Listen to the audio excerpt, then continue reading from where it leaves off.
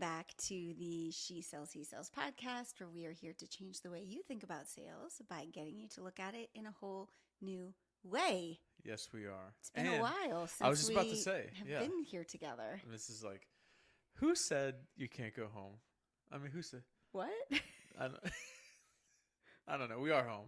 That's not a good analogy, but it's been a while since we've been here in our podcast studio. I don't even understand what that was. Yeah, no, I don't know. I'm just saying it's been a while since we've been together in our podcast studio. Yeah, we had a guest, and then you did a solo. Yeah, I did a solo. Crazy. We are back. Yep. Haven't seen you in an hour since we were upstairs on a work break together. But we're going to give you like a kind of power-packed episode with 5 things you want to consider before you take advice from somebody. And I think this started off with me thinking about how do you decide who you invest in, what mentors you follow. But I really, as we talked about it, it goes so much bigger than business advice. It really goes to life advice too. Because totally. Everybody wants to offer it. And you can kind of get whiplash following all the different things that people tell you need to do. So we're going to give 5 things to think about. Personal and professional value here today. Totally. Power-packed, personal and professional. Oh. You like that? You love I know you love alliteration. Yeah. I do like that. Mm-hmm. Yeah. That's good. True. So we're going to do a quick little fun fact before there. Okay. It's been a while since I've been able to publicly embarrass you. Try to, at least. I don't get embarrassed by much, so it's hard to publicly embarrass me. That's true. You can attempt. I mean, many have. Yeah. So we are in the middle of, actually you just wrapped up coaching flag football, and we're on near the end of your spring baseball coaching career. That's right. My coaching career. For 2024. Yeah. Maybe. Well, I don't know if they'll bring me back. It is the end of my contract, so I have to see if they want to keep me on board next year, but we'll see. Yeah. Prices are going up these days for Wouldn't that be nice? U10. You actually got paid U10 to do baseball. That. But anyway, my fun fact really comes from there. And it's that you have this, I would call it like a call you do.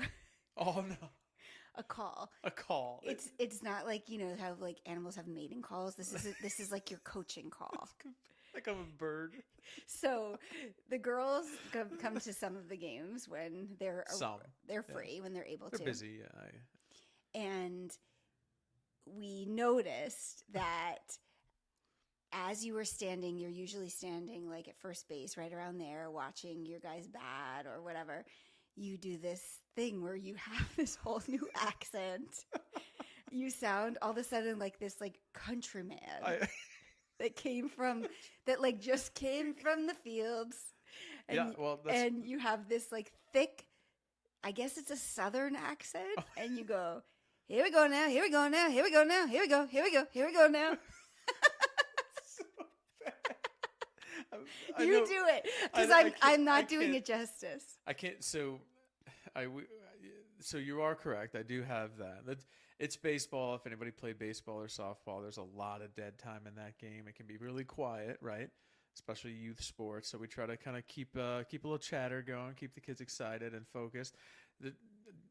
Nate and John, the 2 guys I coach with forever. I love those guys. They're great at. But we all have like our own little like weird thing to kind of fill the dead space. Really? Because I only noticed yours. John is. When John and I are both first and third base coaches, you can definitely hear. Do it. Can you please just do it? I don't know. Maybe I will at the end of the episode if you keep listening. Okay. All right. We'll keep them hanging. I do like how Emmy did my pose and everything the other day. Yeah, you also have a pose where it's like a hands on the knees, kind of crouched over, and then you're like, here we go now, here we go now, here we go now, here we go, here we go, here we go. We were like, what is coming out of his mouth? I've never heard that before. Well, it's just part of the mentorship I try to provide to my players. It's all part of it. Was it calculated or was it spur of the moment? No, it's baseball. Like that's what you do in baseball. Like anybody who's ever played baseball or softball, like I said, there's a lot of downtime. You can get really bored standing out there. Football, you're either in the huddle, you're out of the huddle. Play, 6 to 10 seconds, wrap it up, next play. Basketball is constant movement. Soccer is kind of constant movement. Baseball is like one of those sports that lends itself to a lot of downtime. So there's always like a little bit of chatter, like a little bit of talking, and you want to kind of keep keep it light, keep it dialed in. I mean, that's the whole boys of summer I thing, get right? all that. I totally get it. But why that? Why that What would you accent? suggest that? It's not an accent. It's just like It it's is just an accent. it's because of the sunflower seeds in my mouth. I Oh, think. don't get me started on those. You could just do my signature. Woo! That is, Woo-woo! I did. That was my fun fact when Yes, I did my. I know. I heard that. I know. Yeah. I heard that. I wasn't even here to defend myself. Yeah. Anyway, so here we go now. Here we go now. Let's get this episode started. Let's get started. You have such a an over the top fake country girl accent. I have video proof. You're gonna have to listen to yourself, but that's what you do. Anyway, Oh man. so advice. Yeah. Somebody maybe gave you that advice. Maybe you didn't even realize, and you just adopted it for yourself. You've Yeah. actually taken some really good advice from other coaches. I know Yeah. you have a tradition that you do Yeah. with the boys and the game ball, Yeah. and that was great advice. Mhm. So we've gotten some really great life advice from Yeah, people. for sure. And I think at every stage in life, the tendency is to look to people that are like one step ahead of you and try to figure out what are they doing so you can do it just like them, or sometimes what they're doing so you can not Yeah. do it like Yeah. them based on what you think of what they're doing. And in the personal world, a lot of that has to do with parenting and, your role in a Yeah. family, for you being like the husband and father, for me being the wife and the mother. And then obviously professional life and business. I know in your field of work, you've had a lot of really great mentors that you look towards. And for me, I pay for Yeah. mentorship for people that I look at. And so we really want to walk through 5 things you can ask yourself when you get advice or when you go to seek advice to know that it's the right advice for you. Yeah. Yeah. I think, and I think the last thing you said there is really important. When I left the military and got into the quote corporate world, the military does a great job of almost, I don't want to say providing you a mentor, but making an obvious, this is the next step for you. This is somebody that you'd want to mentor you and that kind of thing. But it is a skill in the business world, finding a mentor. It's a skill. And I don't think I was very good at that in the beginning. And I kind of just expected I would just get to know someone, become friends with them, and they become a mentor. But you really have to seek it out, Yeah. right? And I It's think not going to happen. a lot of times we go with our gut, Yeah. and the gut is what should guide us to Mhm. begin with.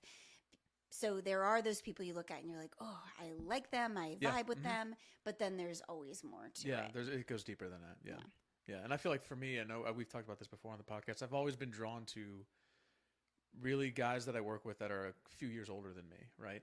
I've always been drawn to, even if we're at the same level, or if they're not a quote step ahead of me in the career path, but if we're at the same level, I just feel like there's a lot I can learn from that guy, right? He's been through it. He's balancing a career, he's balancing a family, he's a husband, he's got kids. I mean, that's where that baseball, whole thing came from. A guy that I still look to today as a mentor, even though we don't talk as much because we don't work together as much, or really at all now. But gave me that idea and how he coached his sons and some of the things they would do to keep it moving and keep it interesting and keep the kids focused. And so that has nothing to do with your quote 9 to 5, or nothing to do with me being better at my job, but a whole lot about being better as a dad and as a husband and those types of things. And I really appreciate that, Which I do think spills over to being better. Of at your course, job. yeah. I mean, it, on its surface, it has nothing. You see that there's no link, but there clearly is. Mhm. Yeah. Yeah. Well, I guess if we wanted to start with a story, what I always think of mentorship and taking advice, and one of the things, to point out, right, there's good advice and there's bad advice. I think we all know that, right? We've all been the recipient of both, I would think, right? Some of us have been luckier, I guess, have more good advice than bad advice. I always think of when we were first, do you remember that? If you're going to remember this clearly, when we were we were engaged, not even married yet. And we were living in 2 different states, and I was active duty military, and we had to have premarital counseling. Do you remember this? Through the Catholic Church. Through the Catholic Church, right? So a So- requirement was we had to have premarital counseling. Do you remember the official name? It's probably summa cum Pre-Cana. precana. There you go. Pre-Cana I was so counseling. close. I was so Mhm. close, right? Yeah. So we had to have this in order to get married in the Catholic Church. ideally you're supposed to have it given by the priest that is going to marry you, right? And that was a whole thing to start with because we were getting married in a state that I wasn't living in, and the priest okayed me not having pre-Cana counseling from him. I could get it from somebody else, and he said, just go to your whatever base you're on, whatever post you live on, just go to your chaplain, right? I don't think he understood how the military works. The military doesn't really care what denomination you are. Each unit gets a chaplain. That's your spiritual guide for your battalion, in my case, 300, 400 soldiers, it's right? not specific to denomination. Correct. So there's, you could be, my particular chaplain was Jewish. What I thought was amazing is he essentially was in my unit, so he basically was doing my job in a different capacity. He was married. He had a few kids, right? Like, he was everything that I would want to seek advice from as a young lieutenant in the Army. Here's how you balance being in the military. Here's how you balance being a husband. Here's how everything you would want, right? But not so fast, right? Catholic priest didn't really want me to get pre-Cana counseling from a Jewish chaplain, so we ended up having to redo it. So long story short, I ended up then going to the Catholic Church on post and spoke to a Catholic priest who had not been married and had not been in the military, and that was okay. Mm-hmm. Yeah. Anyway, that's a story for another day, but I always think of that as far as like when you're seeking out advice, and it's that interesting story of like what would have been great advice from somebody who was literally walking in your shoes, albeit a couple steps in front of you, exactly what you'd want to seek out, but didn't seem to fit the bill. Gotta love that Catholic Church. Live and die by the rules. Yeah, well, the rules are the rules, right? That was your experience. My experience was I got to go to the priest in the church that married us. So the priest that married us in the church we got married in. And I went to the rectory for 3 separate sessions, just he and I. Yeah. A one-on-one counseling as we went through all the things I needed to know to get married and talk about someone that hasn't been in your shoes. Not only had he never been married, and I understand the spiritual aspect. Yeah, totally. So if he's teaching how to have a marriage through the eyes of God and live spiritually, get it. But he's talking also about relationship things, and Catholic priests had never been married, and also he was a man. Yeah. So even if he had been married, it's coming from a man's point of view. So definitely didn't feel aligned with me. But my favorite part about that story, as you're talking, I just thought of it. The 3rd session was all about like having a family, and I will never forget this. This is one of my most embarrassing moments ever. Do you remember this? I don't think so, but this is going to be awesome. He says, so what is the best form of birth control? And I'm like, the pill? And he's like, no. And I'm like, a diaphragm? He goes, no. I'm like, a condom? I literally... Did he just like sit there uncomfortably and make you keep answering? No. I went through probably everything I could think of. Yeah. And he was like, it's abstinence. And Like, I'm like, of you made course. you made me sit here and come up with 10 forms of birth control to tell the priest that like gave me my first communion. You're like, I think I just made up forms of birth control. It didn't even exist because I didn't know what to say anymore. It was so horrible. But anyway, I talk forgot about taking that. advice from somebody. And in the contrary, I've been in a situation, I mean, I think we all have, where all of a sudden we're expected or we expect ourselves to give advice to someone that it probably isn't best suited to getting advice from us. When I was a counseling intern, trying to get my master's degree, I had to go intern at, it was actually Catholic Charities. Oh my gosh. This episode is sponsored circle. by the Yeah. Catholic Church. May not be after they leave. Yeah, actually it's not. But I was counseling at Catholic Charities, and there was, why they gave me this man, I don't know. There was a man who was court ordered to do therapy because of his anger management, or like, It's an easy one for you right off the bat. right. I'm like a 24-year-old, 25-year-old girl, and I'm in with this 40-year-old man who is going to therapy because it's ordered by the court because of the issues he has controlling his temper with his children. And we went and sat down in a room by ourselves, super intimidating, and he started talking about what was going on, and I offered something. I don't even remember what I said. And he was like, I'm going to ask you right now, do you have kids? And I said, no, No. no, I don't. And he's like, then who the hell are you to give me advice on having kids? You're like, and great. Is there something for me to sign? I know. I'm like, Good can meeting. I get Good out of meeting. this? But at the time, I was like, well, because I'm trained and I know how to handle things. And I really believed that. But now that I'm a parent, I look back, I'm like, I really wasn't. And it's not to say that your therapist I know what you mean. has to be the same as you. But honestly, I just got a new therapist for myself, and I made sure that that person was somebody who has children that are older than my children, because I think that's really important. It's important to you. So, it's important to me, and I think in a lot of cases it is important. Yeah. So, 5 questions you can ask yourself to decide whether or not you are going to take advice from someone. Heed the advice, I guess we would say. Advice. Yes. Yeah. Okay. Number 1, we basically just talked about it. Do they have a life that aligns with your values or where you are? So if you're looking for parenting advice, I mean, this sounds so simple, but you want to go to someone who is a parent, who probably is maybe a step or 2 ahead of you in the journey. Yeah. Business advice. Are they a step or 2 ahead of you? And if we're talking business, I would say in the area you want to grow. Yeah. So you might be a 7-figure business owner, and you might hire somebody who hasn't broken 6 figures yet, but they are a masterful copywriter, and you need somebody for that skill. And so you see their copy. They are light years beyond you and where they are in their copy, so you hire them. So it doesn't necessarily mean they're more advanced than you in all the areas, but in the area in which you want to grow, they have more experience than you. Yeah, and that's I will say that again, if you have your eyes open, you'll find these people. Even in the corporate world, these people exist, right? I mean, they're always there, and I think in terms of like, if I'm a sales guy, right, do I want to get to know the marketing folks or the finance folks, right? They can help me navigate the internal processes of the organization, right? Everybody has real value to add. It doesn't mean like, as a director, I have to only be seeking out a VP sort of level person, right? That's what you're saying. Absolutely. Yeah. Number 2, have they created their own success? Yeah. So if we're talking parenting, let's say, like, are there kids that you're like, I'd like my kids to turn out like that? Yeah.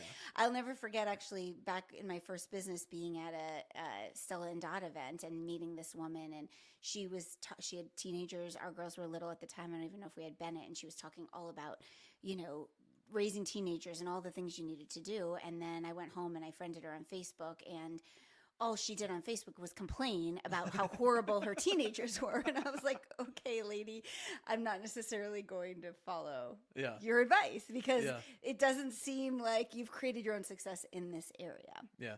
Or I oftentimes think of like people who want to share sales advice, and they've never been in sales, right?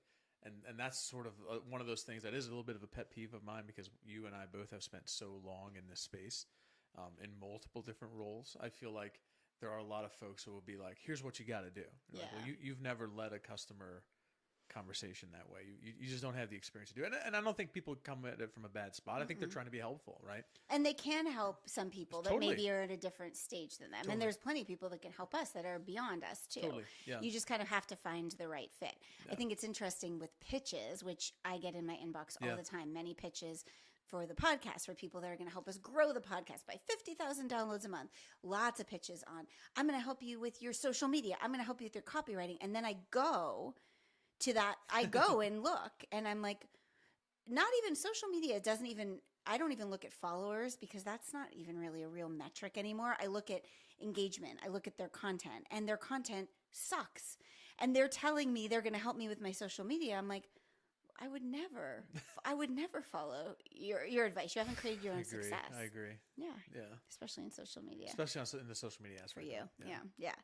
Number 3, what do their clients, students, the people they have helped say? Yeah. This is an important one, right? I mean, this is like essentially, it is gold if you're a business owner, that you want to have positive reviews. You want people to be able to see those when they Google you. But this is really important. Again, we talked about this, about the Salesforce multiplier effect and getting other people to sell your product or services when you can't be there. This is the way that you're able to find out who you really want to partner with long term, right?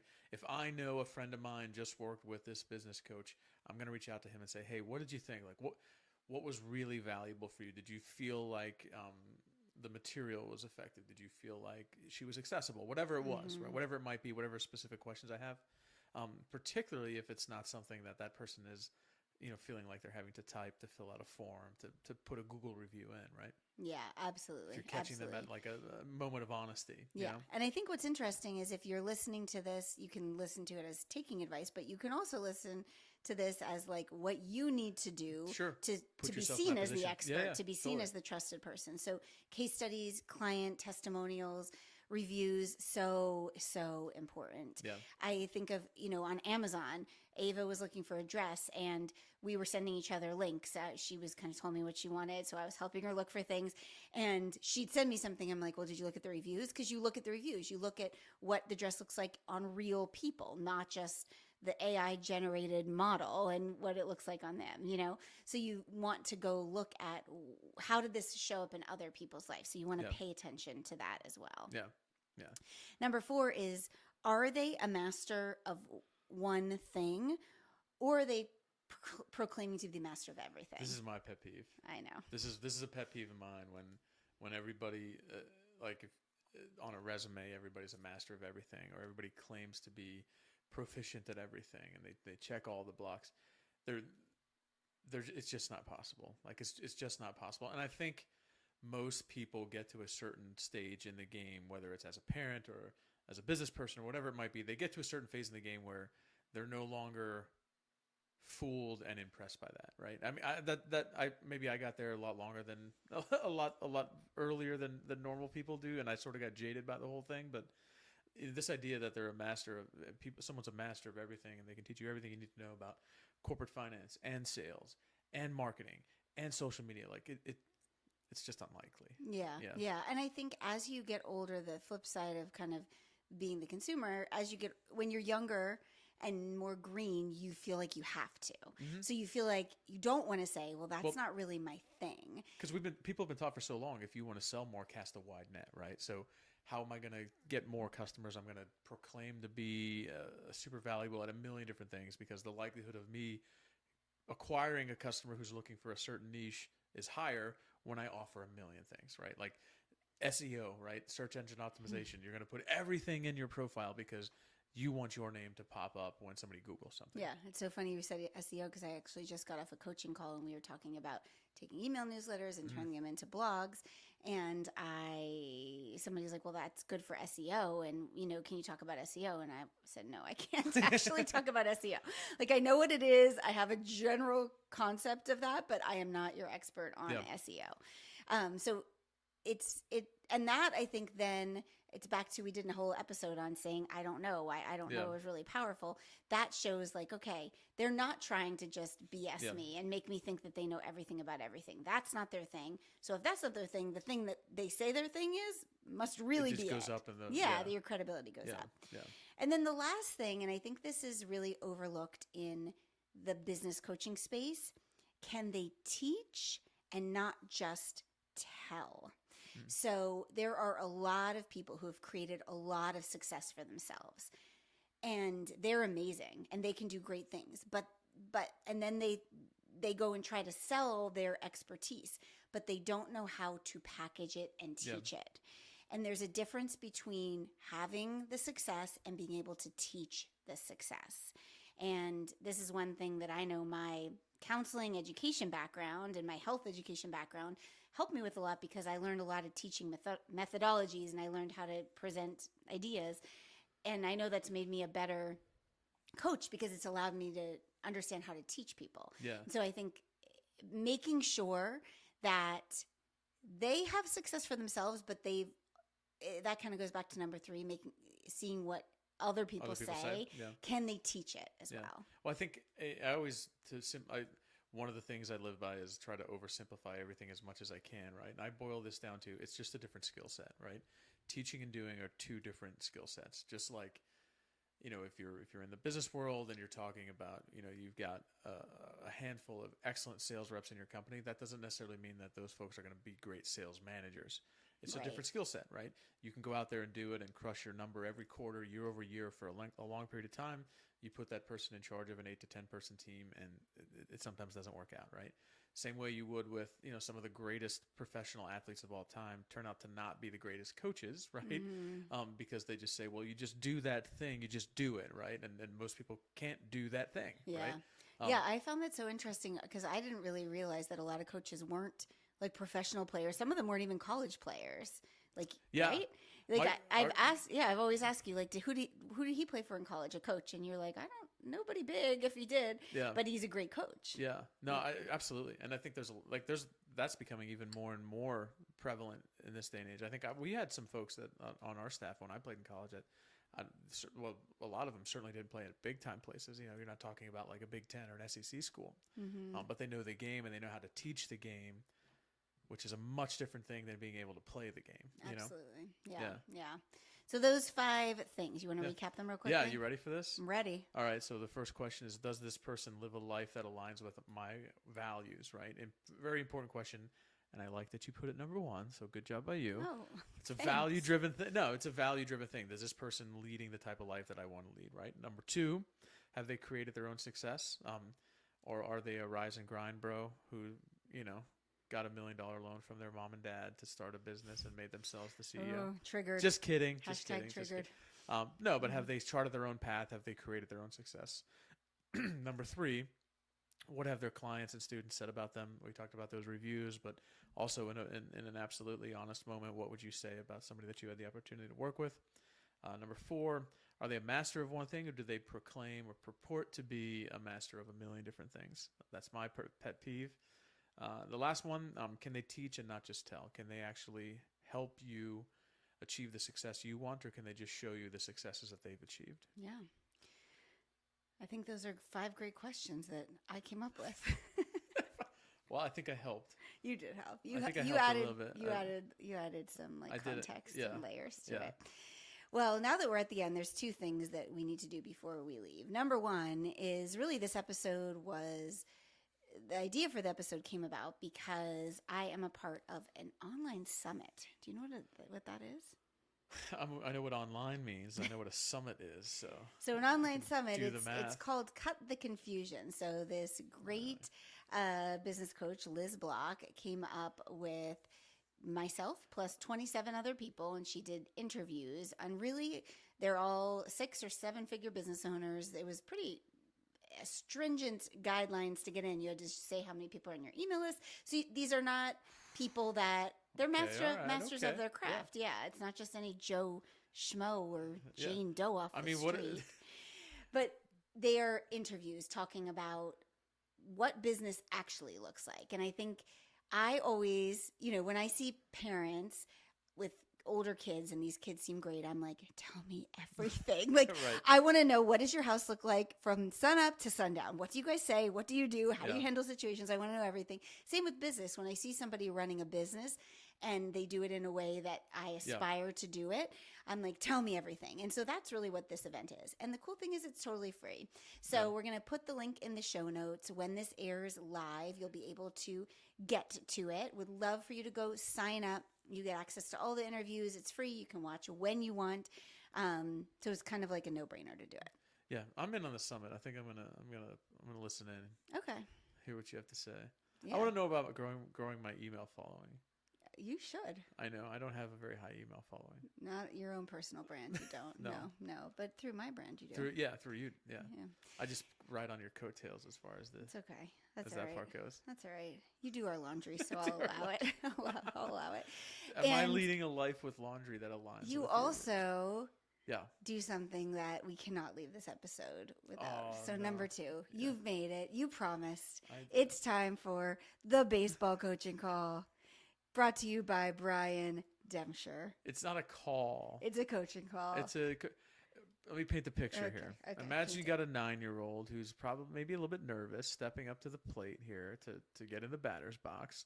This is now 9-year-olds pitching to other 9-year-olds. So every game, kids are getting hit by pitches because 9-year-olds just can't. They don't have the control yet. So there's a little bit of nerves there, and there's a lot of dead time. You just got to fill the dead time. So you want them to feel good about it, smile. We go mound visits. I want guys to laugh.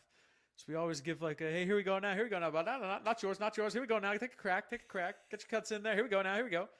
And Chris thinks it's hilarious, but like it fills the dead space. It's very auctioneer. Yeah. When you just did that, I realized this is where it is. That's where I feel like maybe if I had an apprenticeship as an auctioneer. You know what? That might be if only we knew a super famous auctioneer. It's Lydia Finette. We her do, on the Miss pod. Finette. We had her on the Mrs. pod. Finette, yeah.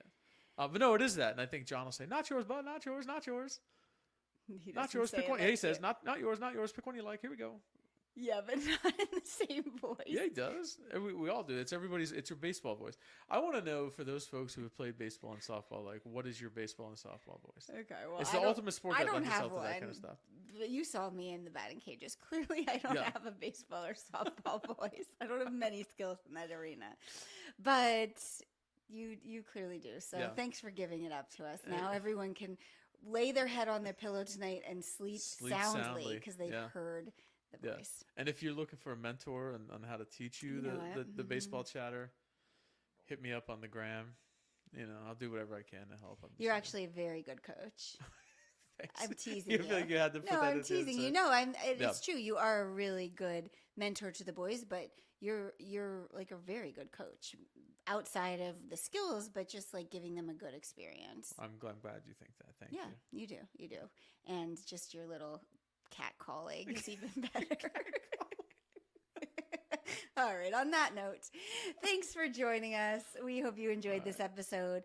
We are always committed to growing this podcast, the following. And so if you could take this episode and share it, even if you send it to one friend or a family member or a kid. Kids are getting ready to get a lot of advice as they get older, graduating high school. Or share it on your socials. We would just be so grateful because we love doing this and we want to be able to keep doing it. And in order to do that, we need lots of people listening. I totally agree. Yeah. I would love to have more kids listening. I think that'd be a lot of fun. Yeah, I don't mean just kids. I know, but I think it'd be adults. Anybody can listen. Yeah. Anyone who can hear us, you're welcome to listen. Anyone with ears, we welcome you. All right, everybody. Have a great week. Thanks for tuning in. Bye-bye.